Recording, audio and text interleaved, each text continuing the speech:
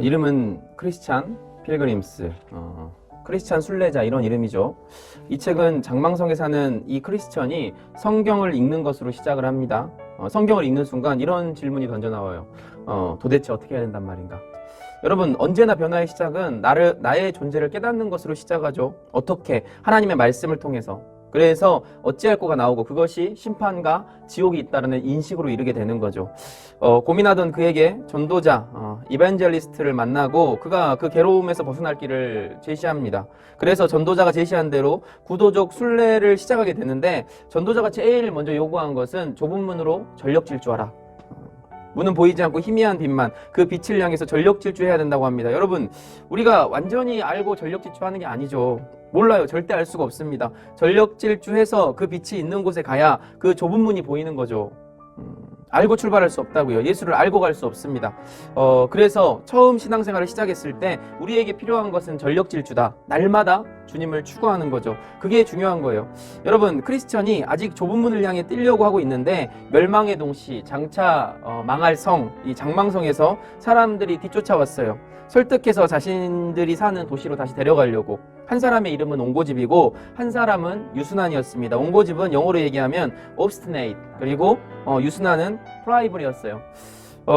신앙의 여지를 걷게 되면 시작되는 유혹을 이 옹고집과 유순환의 메타포로 설명하는데, 첫 번째 유혹이 이 옹고집, obstinate입니다. 버릴 수 없는 세상. 우리가 신앙생활을 시작하면 버릴 수 없는 습관, 세상이 즐겁고 행복하기 때문에 이거는 버리기 힘들어요. 결국 obstinate은 그의 옛 세상을 그리워하며 그들을 저주하며 자기의 집으로 돌아가죠. 이제 크리스천과 유순환만 길을 걷고 있지요. 두 번째 유혹은 뭐냐? 믿음이라는 것을 세상적인 방식으로 해석하는 겁니다. 그게 유순환의 의미였습니다.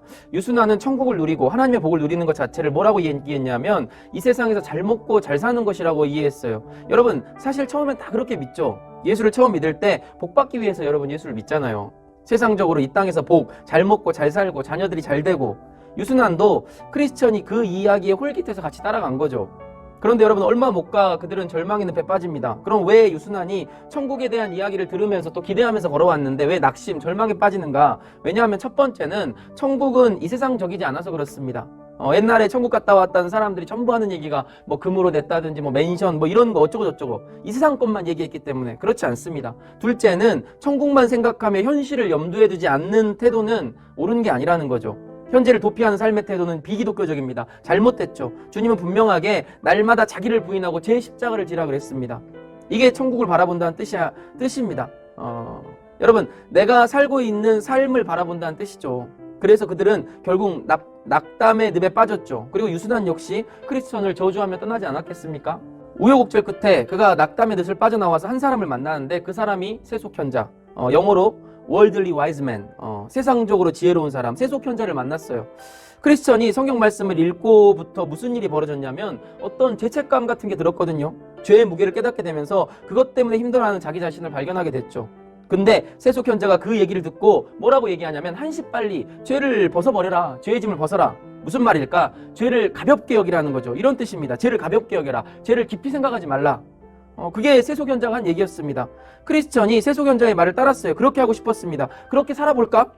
그렇게 하는데 그걸 따라서 걸어가고 있는데 이상하게 자기의 등에 진 그 죄의 짐들이 더 무거워진 거예요. 왜 무거워진 걸까? 여러분, 그렇게 행동을 취한다고 해서 크리스천의 죄가 해결되지 않죠. 죄는 표면적인 것이 아니라 내면적인 것이기 때문에 그렇습니다. 그래서 성경은 죄를 표면적인 것으로만 말하지 않는 거예요. 우리가 예수께 가까이 가면 갈수록 우리가 경험하지 못한 죄, 우리 내면의 죄, 우리의 모든 죄들을 전부 경험하는 거거든요. 그래서 우리는 늘 예수의 십자가의 은혜를 기대해야 되는 거고 그분의 은혜로 살아야 되는 겁니다. 여러분, 여하튼 크리스찬 세속현자의 말을 듣고 좁은 길, 협착하고 좁은 길을 피했죠. 왜? 쉽지 않기 때문에. 쉽지 않다. 그럼 좀 역설적으로 얘기해 볼까요? 교회가, 공동체가 숫자가 많아지면 우리가 잘 되고 있으면 반드시 물어봐야 될 게 무엇이냐? 우리가 쉬워진 것이 아닌가? 이걸 우리가 돌아봐야 되는 거죠. 왜? 신앙은 쉽지 않다고 했잖아요. 여러분, 좁은 길이라니까요. 여러분 겁나십니까? 하지만 겁내지 마십시오. 쉽지 않고 무거울지라도 무겁지 않습니다. 사실 우리가 좁은 길을 향하여 우리의 멍에를 짊어지고 걸어갈 때 이미 예수님께서 우리의 짐을 대신 져주시기 때문이죠. 내가 힘들면 내가 할 수 있는 용량만큼 그분이 정확히 하셔서 그분이 정확하게 대신 짊어지셔 주시는 거죠. 그러니까 우리가 짊어질 수 있을 만큼만 우리의 십자가를 지고 가면 돼요. 쓰러질 즈음에는 그분이 바로 대신 지시고 인도하실 거예요. 그래서 여러분 십자가의 길, 좁은 길이 쉽지 않지만 쉬운 거예요. 그래서 쉼이 있다는 겁니다. 본문으로 돌아와서 쭉 넘어와서 크리스천이 선의를 통해서 한 사람을 소개받죠. 그 사람이 해석자, 인터프리터입니다. 여러분 해석자는 크리스천이 갖고 있거나 앞으로 갖게 될 궁금증이나 의문에 대해서 7개의 방을 통해서 설명을 해주기 시작합니다. 그 7개의 방은 앞으로 신앙생활을 하면서 일어나게 될 일들을 미리 준비시키는 예시적 방이었습니다. 그 첫 번째 방 주제가 율법과 복음이었어요. 해석자가 일꾼을 불러가지고 청소를 시켜요. 청소를 하는데 먼지가 수북히 일어나니까 빗자루질을 하니까요. 먼지가 확 올라오는 거예요. 그 다음에 해석자가 뭘 하냐면 계집아이를 불러다가 물을 뿌리고 그 다음에 청소를 하게 했습니다. 그제서야 여러분 그 먼지들이 다 가시고 깨끗하게 된 거죠. 해석자가 그걸 뭐라고 했냐면 율법과 복음을 상징하는 거라고 얘기했습니다. 여러분 우리 내면에 먼지를 일으키는 것, 죄를 보이게 하는 것, 이게 여러분 율법이죠. 그러나 우리 죄를 가라앉혀서 우리의 죄를 뭉쳐서 해결하는 행위, 물을 뿌리는 계집아이의 행위로 상징되는 그게 복음이죠. 율법은 죄를 확인하는 것이고 복음은 죄를 완전하게 해결하는 것입니다. 언제나 우리는 복음으로 살아야 되는 거죠. 그리고 해석자가 크리스천을 또 다른 좁은 방으로, 두 번째 방으로 안내를 합니다. 그 좁은 방으로 안내했을 때 어린아이 둘이 의자에 하나씩 앉아서 차지하고 있었는데 형처럼 보이는 아이가 정욕, 패션이고 다소 어려 보이는 꼬마 아이가 인내, 페이션스입니다. 정욕을 여기서 해석자가 뭐라고 쓰냐면 당장 여기서 이루어지길 바람으로 남겨두지 않는 것. 그러니까 여러분 세상에 다 쓰는 걸 얘기하는 거예요. 내가 하고 싶은 대로 다 하는 것. 그럼 인내는 뭐예요? 남겨두는 거라고요. 그러므로 인내는 믿음과 관계가 있습니다. 히브리서 11장 1절 믿음은 바라는 것들의 실상이요 보지 않는 것들의 증거다. 여러분 바라는 것, 보이지 않는 것. 지금 우리의 표현으로 말하면 남겨두는 거죠. 남겨두는 삶. 소유할 수 없기 때문에 그것을 그리워하고 그것을 우리의 삶에 남겨두는 삶입니다. 그것이 욕망을 끊는 인내라는 것입니다. 그게 믿음이죠. 믿음. 그래서 여러분 인내와 믿음은 항상 같이 가는 겁니다. 인내라는 말 대신에 다른 말로 표현해 볼까요? 기다림, 설레임, 다른 말로 사모함, 이런 거죠. 세 번째 방을 들어갔더니 아주 불꽃이 드세게 타오르는 벽난로가 있는 방이었습니다. 누군가가 그 불길을 잡으려고 끊임없이 물을 붓고 있었는데 조금도 그 불길이 수그러들지 않는 그런 방의 모습이 여러분 이 세 번째 방입니다. 이 불은 하나님의 임재하심으로 생기는 불이죠. 파이어. 그러니까 존 버년이 그 불로 임재한 하나님을 마음에 붙은 불이라는 표현을 했습니다. 와우.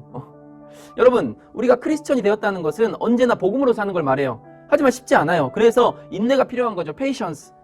그 인내를 하며 기다리며 나그네로 살 수 있는 힘이 있나요? 근데 막막하잖아요. 근데 그때 할 수 있는 힘을 주시는 분이 있죠. 우리 안에 불을 붙이시는 분, 바로 예수 그리스도입니다.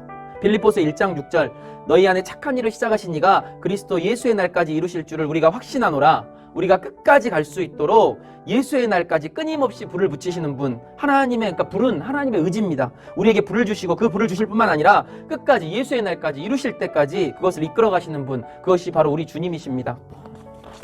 크리스천이 벽난로가 있는 방을 지나자 해석자가 크리스천을 멋진 궁궐로 안내했습니다. 크리스천이 그곳으로 들어가고 싶었어요. 근데 수없이 많은 사람들이 성문 주변에 있는데 들어가지 못하고 있는 겁니다. 왜냐하면 무작정 들어갈 수 있는 곳이 아니라 일단 들어가려면 어떤 노인이 있는 곳에 장부를 적고 그 다음에 여러분 거기에서 궁중에서 그 궁중 문 앞에서 중무장하고 있는 군인들과 한판 싸움을 해야 되는 거예요.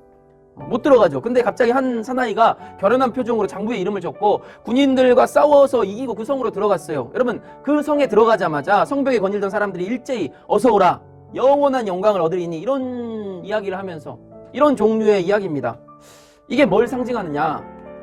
물론 환난을 잘 참고 인내하면 천국에 죽어서 갈 것이다, 이런 얘기도 일부 맞겠지만 사실 여기에서 여러분 얘기하는 건 뭐냐면 우리가 천국에 이르기까지 많은 환난이 있을 것이다, 이런 얘기예요. 그리고 여러분 우리가 이 세상을 살아가면서 크리스천으로서 환난과 고난과 아픔을 직면하면서 부딪히면 뭘 경험할 수 있느냐? 하나님 나라가 이루어지는 것을 경험할 수 있다고요. 오늘 이 시간, 이 시대에도 하나님 나라를 경험하는 사람들은 어떤 사람이냐면 환난과 고난을 통과하는 사람들입니다.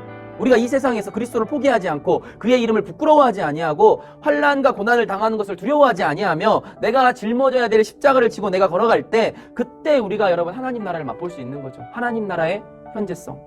여러분 오랜만에 다시 철로 역정을 시작하게 되어서 지금까지 했던 내용들을 간단히 리뷰했습니다.